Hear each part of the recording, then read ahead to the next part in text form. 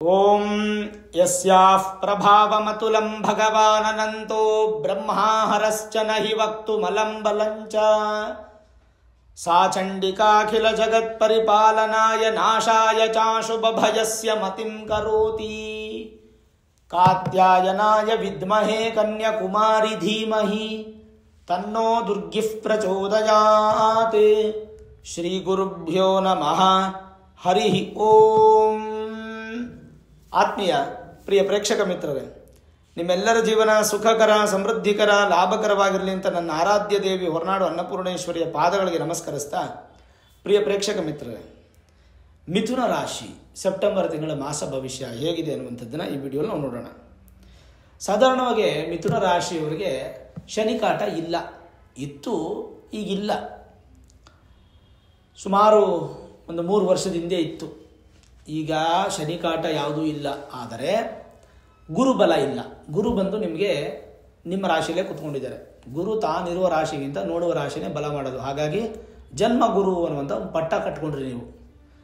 ಗುರು ಬಂದು ನಿಮಗೆ ಈ ತಿಂಗಳು ಕೂಡ ಉತ್ತಮವಾಗಿಲ್ಲ. ಹಾಗಾಗಿ ಫಿನಾನ್ಷಿಯಲ್ ಕ್ರೈಸಸ್ ಅನ್ನೋಂಥದ್ದು ನಿಮಗೆ ಹೆಚ್ಚಾಗುತ್ತೆ. ಭಾಳ ಆಸೆ ಹುಟ್ಟಿಸ್ತಾರೆ, ನುಗ್ಗೆ ಮರ ಹತ್ತಿಸ್ತಾರೆ, ಆದರೆ ಏನು ಉಪಯೋಗ ಆಗಲ್ಲ. ಸುಮ್ಮನೆ ತಿರುಗಾಡ್ತಾ ಇರ್ತೀರ, ಸುತ್ತಾಡ್ತಾನೆ ಇರೋದು, ತಿರುಗಾಡ್ತಾನೆ ಇರ್ತೀರ. ಎಷ್ಟೋ ಬೆಟ್ಟದಷ್ಟು ಆಸೆ ಇಟ್ಕೊಂಡಿರ್ತೀರ, ಯಾವ ಆಸೆನೂ ನಿಮಗೆ ನೆರವೇರೋಕ್ಕೆ ಸ್ವಲ್ಪ ತಡೆಗಳಾಗುತ್ತೆ. ಸ್ವಲ್ಪ ಅಸಮಾಧಾನವೂ ಆಗುತ್ತೆ. ಯಾರಿಂದ? ಗುರುವಿಂದ. ಯಾಕಂದರೆ ಗುರು ನಿಮಗೆ ಚೆನ್ನಾಗಿಲ್ಲ. 13ನೇ ತಾರೀಕು ನಿಮಗೆ ಪಂಚಮ ಸ್ಥಾನಕ್ಕೆ ಕುಜ ಬರ್ತಾ ಇದ್ದಾರೆ. ಇಷ್ಟು ದಿನ ತಾತ್ಕಾಲಿಕ ಕುಜದೋಷ ಇತ್ತು ನಿಮಗೆ. 4ನೇ ಮನೆಯಲ್ಲಿ ಕುಜ ಇದ್ದಿದ್ದರಿಂದ ತಾತ್ಕಾಲಿಕ ಕುಜದೋಷ ಇತ್ತು. ಈಗ 13ನೇ ತಾರೀಕಿಂದ ತಾತ್ಕಾಲಿಕ ಕುಜದೋಷ ಕ್ಲಿಯರ್ ಆಗಿಬಿಡುತ್ತೆ. 5ನೇ ಮನೆಗೆ ಕುಜ ಬರ್ತಾರೆ. ಕುಜ ಶತ್ರು ಸ್ಥಾನವೇ ಆದರೂ ಕೂಡ ಲಾಭಾಧಿಪತಿ. ಹಾಗಾಗಿ ಈ ತಿಂಗಳು ನಿಮ್ಗೆ ಯಾವುದೋ ಒಂದು ಮನೆ ತೊಗೊಳ್ಳೋದು, ಭೂಮಿ ಪೂಜೆ ಮಾಡೋದು, ಮನೆ ಕಟ್ಟೋದು ಶುರು ಮಾಡೋದು, ಅಥವಾ ಸೈಟ್ ತೊಗೊಳ್ಳೋದು, ಈ ಥರದ್ದೆಲ್ಲ ಯಾವುದೂ ಯೋಗಗಳಿಲ್ಲ. ವ್ಯವಸಾಯಕ್ಕೆ ರೈತರಿಗೂ ಕೂಡ ಅಷ್ಟೊಂದು ಉತ್ತಮ ಫಲ ಇಲ್ಲ. ಆ್ಯಂಡ್ ಮೋರೋವರು ಸಿವಿಲ್ ಇಂಜಿನಿಯರ್ಸ್ಗಾಗಲಿ ಅಥವಾ ಪೊಲೀಸ್ ಅಧಿಕಾರಿಗಳಿಗಾಗಲಿ ಅವರಿಗೆಲ್ಲ ಮಿಥುನ ರಾಶಿಯವರಿಗೆ ಅಷ್ಟೊಂದೇನು ಉತ್ತಮ ಈ ತಿಂಗಳಲ್ಲಿ ಇಲ್ಲ. ಸ್ವಲ್ಪ ಮನಸ್ಸಿಗೆ ಬೇಸರ, ದೇಹಕ್ಕಿಂತ ಮನಸ್ಸಿಗೆ ನೋವಾಗೋದು ಜಾಸ್ತಿ ಈ ತಿಂಗಳು ಮಿಥುನ ರಾಶಿಯವರಿಗೆ. ಹಾಗಾಗಿ ಸ್ವಲ್ಪ 13ನೇ ತಾರೀಕು ಬದಲಾವಣೆ ಆದರೂ ಕೂಡ ಕುಜ ನಿಮಗೆ ಹೆಚ್ಚು ಫಲ ಏನು ಕೊಡೋದಿಲ್ಲ. 14ನೇ ತಾರೀಕು ಶುಕ್ರ ನಿಮ್ಮ ರಾಶಿಯಿಂದ 3ನೇ ಮನೆಗೆ ಬರ್ತಾರೆ. ಇಷ್ಟು ದಿನ 2ನೇ ಮನೆಯಲ್ಲಿದ್ದರು, 14ನೇ ತಾರೀಕು 3ನೇ ಮನೆಗೆ ಬಂದುಬಿಡ್ತಾರೆ, ಶತ್ರು ಸ್ಥಾನಕ್ಕೆ ಬಂದುಬಿಡ್ತಾರೆ. ಹಾಗಾಗಿ ಸ್ವಲ್ಪ ವ್ಯಯ, ನೀವೇ ವೇಸ್ಟ್ ಖರ್ಚು ಮಾಡ್ತೀರಾ. ಜಾಸ್ತಿ ಎಲ್ಲೆಲ್ಲೋ ಹೋಗೋದು, ಸುಮ್ಮನೆ ದುಡ್ಡು ಖರ್ಚು ಮಾಡೋದು, ಈ ಥರದ್ದು ಹೆಚ್ಚು ಖರ್ಚಾಗುವಂಥ ಸಾಧ್ಯತೆಗಳು ನಾವು ಕಾಣಬಹುದು. ಸುಮ್ಮನೆ ವ್ಯಯ ಅಂತ ಹೇಳ್ತೀವಿ. ಸುಮ್ಮನೆ ಮನೇಲಿ ಅಡುಗೆ ಇದ್ದರೂ ಕೂಡ ಹೋಟ್ಲಿಗೆ ಹೋಗಿ ಊಟ ಮಾಡೋದು, 1-2 ಸಾವಿರ ಬಿಲ್ ಮಾಡೋದು, ಎಲ್ಲೋ ಪ್ರಯಾಣ ಮಾಡೋದು, ಕಾರಲ್ಲಿ ಹೋಗಿ ಬರೋದು, ಡೀಸಲ್ಲು ಟೋಲು ವೇಸ್ಟ್ ಮಾಡೋದು. ಹೀಗೆ ನೀವು ಎಂಜಾಯ್ ಮಾಡ್ತೀರಂದ್ರೆ ಖುಷಿ, but this is not the time. ನೀವು ಎಂಜಾಯ್ಮೆಂಟ್ ಮಾಡೋದಕ್ಕೆ ಈ ಮಿಥುನ ರಾಶಿಯವ್ರಿಗೆ ಇದು ಕರೆಕ್ಟ್ ಟೈಮ್ ಅಲ್ಲ. ಯಾಕೆ ಕರೆಕ್ಟ್ ಟೈಮ್ ಅಲ್ಲ ಅಂತಂದರೆ, ಈಗ ನಿಮಗೆ ಹಣ ಅವಶ್ಯಕತೆ ತುಂಬ ಜಾಸ್ತಿ ಇದೆ. ಹಣದ ಅವಶ್ಯಕತೆ ತುಂಬ ಜಾಸ್ತಿ ಇರೋದ್ರಿಂದ ಹೆಚ್ಚು ಪೋಲ್ ಮಾಡೋಕ್ಕೆ ಹೋಗಬೇಡಿ. ಯಾಕಂದರೆ ಗುರು ಚೆನ್ನಾಗಿಲ್ಲ. ಗುರು ಚೆನ್ನಾಗಿದ್ದಾಗ ನೀವು ಖರ್ಚು ಮಾಡಿದ್ರು ಕೂಡ ಗುರು ಕೊಡ್ತಾರೆ, ಅದು ತುಂಬ ಇಂಪಾರ್ಟೆಂಟು. ಈಗ ಶುಕ್ರನೂ ಚೆನ್ನಾಗಿಲ್ಲ. ಹಾಗಾಗಿ ನಿಮ್ಗೊಂದು ಸ್ವಲ್ಪ ಈ ಪೂರ್ವ ಪುಣ್ಯ ಸ್ಥಾನಗಳ ಬಲ, ಈ ಕೋರ್ಟ್ ಕಚೇರಿ ವಿಚಾರಗಳಲ್ಲಿ ಹಿನ್ನಡೆ ಆಗುವಂಥದ್ದು, ದಾಯಾದಿಗಳ ಕಲಹಗಳು ಇನ್ನೂ ಸ್ವಲ್ಪ ಜಾಸ್ತಿ ಆಗುವಂಥದ್ದು, ಯಾವುದಾದ್ರೂ ಪಿತೃಗಳದ್ದು ಆಸ್ತಿ ಬರಬೇಕಂದ್ರೆ ನಿಧಾನ ಆಗುವಂಥದ್ದು, ಸಂತಾನದ ಅಪೇಕ್ಷಿತ ದಂಪತಿಗಳಿಗೆ ಸ್ವಲ್ಪ ವಿಳಂಬ ಆಗುವಂಥದ್ದು, ಸಂತಾನದ ಪ್ರಾಬ್ಲಮ್ಸ್ ಉಂಟಾಗುವಂಥದ್ದು, ಹೆಣ್ಣು ಮಕ್ಕಳಿಗೆ ಸ್ವಲ್ಪ ಹೊಟ್ಟೆ ಸಂಬಂಧಪಟ್ಟಂಥ ಇಶ್ಯೂಸ್ ಬರುವಂಥದ್ದು, ಇದೆಲ್ಲ ಮಿಥುನ ರಾಶಿಯವರಿಗೆ ಕಾಣ್ಬೋದು ನಾವು. ಇನ್ನು 15ನೇ ತಾರೀಕು ಬುಧ ಬಂದು ನಿಮ್ಮ ರಾಶಿಯ ಅಧಿಪತಿ, ನಿಮ್ಮ ರಾಶಿಗೆ ಮತ್ತು ನಿಮ್ಮ ಸುಖಕ್ಕೆ ಅಧಿಪತಿ ಬುಧ ತನ್ನ ಸ್ವಕ್ಷೇತ್ರಕ್ಕೆ ಬರ್ತಾರೆ. ಇದೊಂದು ಮೇಜರ್ ಪ್ಲಸ್ ಪಾಯಿಂಟು. ದೇಹ ಸ್ವಲ್ಪ ಬಲಿಷ್ಠ ಆಗುತ್ತೆ. 15ನೇ ತಾರೀಕಿಂದ ದೇಹ ಬಲಿಷ್ಠ, ಜೊತೆಗೆ ಸುಖ ಸ್ವಲ್ಪ ಸಿಗುತ್ತೆ. ಹೆಚ್ಚು ಚೆನ್ನಾಗಿ ನಿದ್ದೆನೂ ಮಾಡ್ತೀರಾ, ಒಳ್ಳೆ ಊಟ ಮಾಡ್ತೀರಾ, ಒಳ್ಳೆ ನಿದ್ದೆ ಮಾಡ್ತೀರಾ, ಅದೆಲ್ಲ ಸಿಗುತ್ತೆ ಒಂದು ಹಂತಕ್ಕೆ. ಬಟ್ ಫಿನಾನ್ಷಿಯಲ್ ಆಗಿ ಸ್ವಲ್ಪ ಹಿಂದೆ ಬಿದ್ದು ಬಿಡ್ತೀರಾ, ಅದು ತುಂಬ ಇಂಪಾರ್ಟೆಂಟು. ಡಿಸಿಷನ್ಸ್ ಮೇಕ್ ಮಾಡಬೇಕಾದ್ರೆ ನೀವು ಖಂಡಿತವಾಗಲೂ ಮಿಥುನ ರಾಶಿಯವರು ನಿಮ್ಮ ಮೂಲ ಜಾತಕವನ್ನು ಈ ತಿಂಗಳು ನುರಿತ ಜ್ಯೋತಿಷರಿಗೆ ತೋರಿಸ್ಕೊಂಡು, ವೇದಿಕ್ ಅಸ್ಟ್ರಾಲಜಿ, ಹೈಯರ್ ಅಸ್ಟ್ರಾಲಜಿ ಪ್ರೆಡಿಕ್ಷನ್ಸನ್ನು ಮಾಡಿಸ್ಕೊಂಡು, ಏನಾದರೂ ಜನ್ಮ ಜಾತಕದ ದೋಷಕ್ಕೆ ಗೋಚಾರದಲ್ಲಿ ಅಪ್ಲೈ ಆಗುತ್ತಾ, ಅದರಿಂದ ಏನಾದರೂ ಸಮಸ್ಯೆ ಆಗುತ್ತಾ ಅಂತ ತಿಳ್ಕೊಂಬಿಟ್ರೆ ಖಂಡಿತ ನಿಮ್ಮ ಸಮಸ್ಯೆ ದೂರ ಆಗಿಬಿಡುತ್ತೆ. ಏನೋ ಭಯಪಡೋ ಅವಶ್ಯಕತೆ ಇಲ್ಲ. ಹಾಗಾಗಿ ನಿಮ್ಮ ಮೂಲ ಜಾತಕ ತೋರಿಸ್ಕೊಳ್ಳೋದು ತುಂಬಾ ಇಂಪಾರ್ಟೆಂಟ್ ನಿಮಗೆ ಈ ತಿಂಗಳು ಮಿಥುನ ರಾಶಿಯವರಿಗೆ. ಸರಿ, 17ನೇ ತಾರೀಕು ಸೂರ್ಯನೂ ಕೂಡ ನಿಮ್ಮ ರಾಶಿಯಿಂದ 4ನೇ ಮನೆಗೆ ಬಂದುಬಿಡ್ತಾರೆ. ಬುಧಾದಿತ್ಯ ಯೋಗ ಅಪ್ಲೈ ಆಗುತ್ತೆ, ಪ್ಲಸ್ ಭದ್ರ ಯೋಗ ಬರುತ್ತೆ, ನಿಮ್ಮ ರಾಶಿ ಬಲ ಆಗುತ್ತೆ. ಅಲ್ಲಿಂದ ಒಂದು ಸ್ವಲ್ಪ plus point. But up to 15th ದಾಟೋವರೆಗೂ ಕೂಡ ನಿಮಗೆ ಬ್ಯಾಲೆನ್ಸ್ಡ್ ಆಗಿರುತ್ತೆ. ಹೇಳ್ಕೊಡೋಷ್ಟೇನು ಉತ್ತಮ ಇಲ್ಲ, ಅದಾದಮೇಲೆ ಸ್ವಲ್ಪ ಪರವಾಗಿಲ್ಲ. ಇನ್ನು ರಾಹು ಬಂದು ನಿಮಗೆ ಭಾಗ್ಯಸ್ಥಾನದಲ್ಲಿದ್ದಾರೆ. ರಾಹುವಿನ ಸಮಸ್ಯೆ ಇಲ್ಲ. ಕೇತು ತೃತೀಯದಲ್ಲಿದ್ದರೆ ಒಳ್ಳೆಯದೇ. 3ನೇ ಮನೆ ಕೇತು ಒಳ್ಳೆಯದೇ ಅಂತಂದರೆ ಎಲ್ಲ. ಶನಿಯಿಂದನೂ ಏನು ಕೆಟ್ಟದ್ದಿಲ್ಲ. ಒಂದು ಅಂತ ಕೇಳಬೇಕಂದ್ರೆ ಮಿಥುನ ರಾಶಿಯವ್ರಿಗೆ ಎಲ್ಲ ಚೆನ್ನಾಗಿದೆ.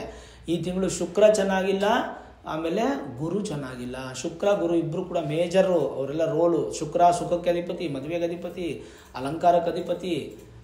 ಗುರು ಬಂದು ಸರ್ವದಾ ಶತದ ಎಲ್ಲದಕ್ಕೂ ಅಧಿಪತಿ. ದುಡ್ಡಿದ್ರೆ ತಾನೇ ಎಲ್ಲನೂ ಕೂಡ. ದುಡ್ಡಿಲ್ಲ ಅಂದರೆ ಯಾವುದೂ ಇರಲ್ಲ. ಹಾಗಾಗಿ ಹಣ ಸಂಪಾದನೆ ಮಾಡಿ ಒಂದು ಸ್ವಲ್ಪ ಕಂಜೂಸ್ ಆಗಿ ಒಂದು ಸ್ವಲ್ಪ ದುಡ್ಡು ಎತ್ತಿಡಿ. ಉದ್ಯೋಗದಲ್ಲಿ ಏನೂ ಸಮಸ್ಯೆ ಇಲ್ಲ, ಶನಿಯಿಂದ ನಿಮ್ಗೆ ಒಳ್ಳೆ ಫಲ ಸಿಗುತ್ತೆ. ವ್ಯಾಪಾರದಲ್ಲಿ ಬ್ಯಾಲೆನ್ಸ್ಡ್ ಆಗಿ ಹೋಗುತ್ತೆ ಈ ತಿಂಗಳು, ಏನು ಹೆಚ್ಚು ಅಭಿವೃದ್ಧಿ ಅಂತಕ್ಕಂಥದ್ದಿಲ್ಲ. ಇನ್ನು ರೈತರಿಗಂತೂ ಸ್ವಲ್ಪ ಸಾಧಾರಣ ಫಲನೇ, ರಿಯಲ್ ಎಸ್ಟೇಟು ಮಾಡೋವಂಥವ್ರಿಗೂ ಸ್ವಲ್ಪ ಸಾಧಾರಣ ಫಲನೇ, ಹೋಟೆಲ್ ವ್ಯಾಪಾರಿಗಳಿಗೂ ಸ್ವಲ್ಪ ಡಲ್ ಇರುತ್ತೆ ಈ ತಿಂಗಳು, ಸ್ವಲ್ಪ ಲಾಸ್ ಆಗುವಂಥ ಸಾಧ್ಯತೆಗಳಿರುತ್ತೆ. ಲಾಡ್ಜಿಂಗ್ ಇಟ್ಕೊಂಡಿರ್ತಕ್ಕಂಥವ್ರು, ಎಕ್ಸ್ಪೋರ್ಟ್ ಆ್ಯಂಡ್ ಇಂಪೋರ್ಟ್ ಬಿಸ್ನೆಸ್ ಮಾಡೋರು, ಬಟ್ಟೆ ವ್ಯಾಪಾರಿಗಳು, ಬಂಗಾರ ವ್ಯಾಪಾರಿಗಳು, ಈ ಥರದ ಲೋಹದ ವ್ಯಾಪಾರಗಳು ಮಾಡೋರಿಗೆ, ನೀರು ಸಂಬಂಧಪಟ್ಟಂಥ ವ್ಯಾಪಾರ, ಪೆಟ್ರೋಲಿಯಂ ವ್ಯಾಪಾರ, ಇಂಥವ್ರಿಗೂ ಕೂಡ ನಿಮಗೆ ಸ್ವಲ್ಪ ಲಾಸಲ್ಲೇ ಕಾಣ್ತಾ ಇದೆ ಹೊರತು ಲಾಭದಲ್ಲಿ ಏನು ಹೆಚ್ಚಾಗಿ ಕಾಣ್ತಾ ಇಲ್ಲ. ಓವರಾಲ್ ಹೇಳಬೇಕಂದ್ರೆ ಮಿಥುನ ರಾಶಿಯವ್ರಿಗೆ ಈ ತಿಂಗಳು ಅಷ್ಟೊಂದೇನು ಉತ್ತಮ ಇಲ್ಲ. ಕಾರಣ ಶುಕ್ರ ಗುರು ಚೆನ್ನಾಗಿಲ್ಲ. ಮೇಲಾಗಿ ಇನ್ನೂ ಹೇಳಬೇಕು ಅಂತಂದರೆ ಕೆಲಸ ಕಾರ್ಯಗಳು ಸಕಾರಣದಲ್ಲಿ ಪೂರ್ಣಗೊಳ್ಳೋದಿಲ್ಲ. ಭೂಮಿ ಖರೀದಿ ಪ್ರಯತ್ನಗಳು ನಿಮಗೆ ಫಲ ನೀಡೋದಿಲ್ಲ. ಕುಟುಂಬ ಸದಸ್ಯರ ಬೆಂಬಲ ನಿಮಗೆ ಸಿಗಲ್ಲ. ಆಮೇಲೆ ಹಣಕಾಸಿನ ವ್ಯವಹಾರಗಳಲ್ಲಿ ಸ್ವಲ್ಪ ಅಸಮಾಧಾನವಾಗಿರುತ್ತೆ. ವೃತ್ತಿಪರ ವ್ಯವಹಾರದಲ್ಲಿ ಒಂದು ಸ್ವಲ್ಪ ಲಾಭವನ್ನು ಪಡಿಬೋದು. ಕಾರಣ ಶನಿ ಚೆನ್ನಾಗಿದೆ. ವೃತ್ತಿ ಅಂದರೆ ಉದ್ಯೋಗ. ನಿರುದ್ಯೋಗಿಗಳಿಗೆ ಉದ್ಯೋಗ ಅವಕಾಶ ಸಿಗುವ ಸಾಧ್ಯತೆಗಳು ಹೆಚ್ಚಾಗಿ ಕಾಣಬಹುದು. ಆಧ್ಯಾತ್ಮಿಕ ಸೇವೆ ಅನ್ನುವಂಥದ್ದು ಒಂದು ಸ್ವಲ್ಪ ಹೆಚ್ಚು ಮಾಡೋದ್ರಿಂದ ನಿಮಗೆ ಒಂದು ಸ್ವಲ್ಪ ಉತ್ತಮವಾದ ಫಲವನ್ನು ನೀವು ನಿರೀಕ್ಷೆ ಪಡ್ಬೋದು. ಅದಂತೂ ಖಂಡಿತ ನಾನು ಹೇಳಬಲ್ಲೆ. ಅದಲ್ಲದೆ ಏನಪ್ಪ ಅಂದರೆ ಸ್ವಲ್ಪ ವ್ಯರ್ಥ ಖರ್ಚುಗಳು, ಸುಮ್ಮನೆ ವೇಸ್ಟ್ ಖರ್ಚುಗಳು ಜಾಸ್ತಿ ಮಾಡುವಂಥ ಸಾಧ್ಯತೆ. ಅದಕ್ಕೆ ಹೆಚ್ಚು ಜಾಗೃತಿಯಾಗಿರಬೇಕು. ಮಕ್ಕಳಿಗೆ ಒಂದು ಸ್ವಲ್ಪ ಖರ್ಚು ಜಾಸ್ತಿ ಮಾಡಬೇಕಾಗುತ್ತೆ. ಅವರು ಫೀಸ್ ಕಟ್ಟೋದು ಅಥವಾ ಆ ಥರದ್ದು ಏನಾದರೂ ಸ್ವಲ್ಪ ಖರ್ಚು ಜಾಸ್ತಿ ಆಗ್ಬೋದು.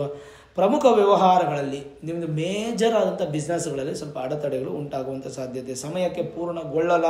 ಈ ತಿಂಗಳು ಸ್ವಲ್ಪ ಡಬಲ್ ಸ್ಟ್ರೆಸ್ ಆ್ಯಂಡ್ ಡಬಲ್ ತಲೆನೋವು ನಿಮಗಿರುತ್ತೆ. ಕೆಲವೊಂದಿಷ್ಟು ನಿರ್ಧಾರಗಳನ್ನು ನೀವೇ ತಗೊಳ್ಳೋದಕ್ಕೆ ಹೋಗಬೇಡಿ. ಜ್ಯೋತಿಷ್ಯರನ್ನು ಭೇಟಿ ಮಾಡಿ, ಅಡ್ವೈಸರ್ಸ್ನ ಭೇಟಿ ಮಾಡಿ, ಆಮೇಲೆ ನೀವು ನಿರ್ಧಾರಗಳು ತಗೊಳ್ತಕ್ಕಂಥದ್ದು ಭಾಳ ಒಳ್ಳೆಯದು. ನಿರ್ಧಾರ ಅನ್ನುವಂಥದ್ದು ಭಾಳ ಮುಖ್ಯ.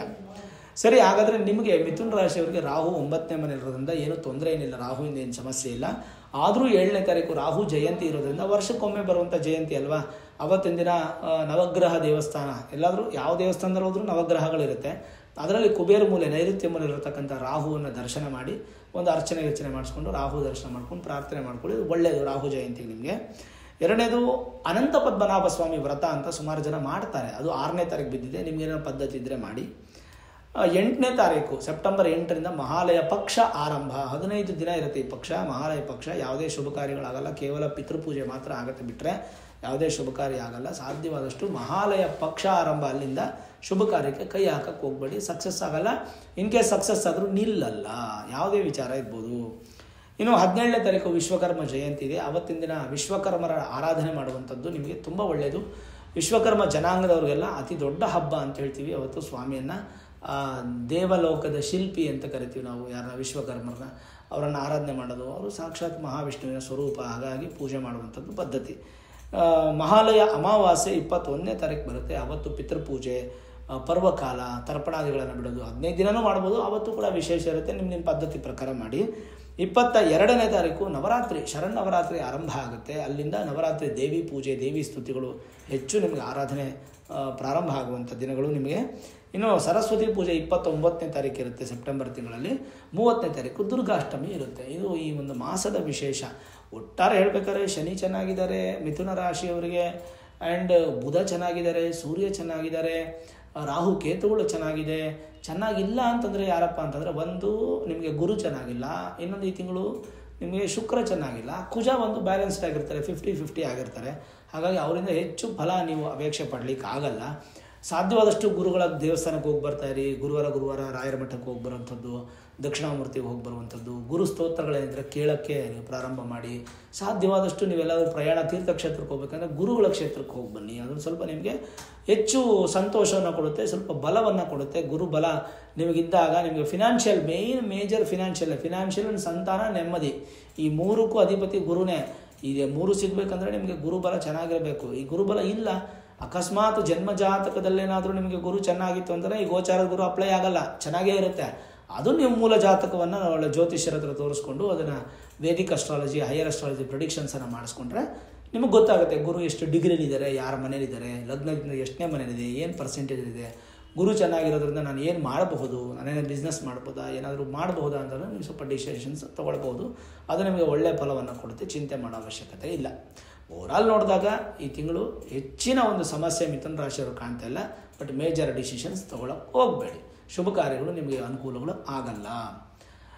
ನೋಡಿದ್ರಲ್ಲ ಮಿಥುನ ರಾಶಿಯವರ ಸೆಪ್ಟೆಂಬರ್ ತಿಂಗಳ ಮಾಸ ಭವಿಷ್ಯ. ಈ ವಿಡಿಯೋ ಇಷ್ಟ ಆಗಿದ್ದರೆ ಲೈಕ್ ಮಾಡಿ, ಶೇರ್ ಮಾಡಿ, ಮುಖ್ಯವಾಗಿ ನಮ್ಮ ಚಾನಲ್ಗೆ ಸಬ್ಸ್ಕ್ರೈಬ್ ಮಾಡಿ, ಬೆಲ್ ಐಕಾನನ್ನು ಪ್ರೆಸ್ ಮಾಡಿ.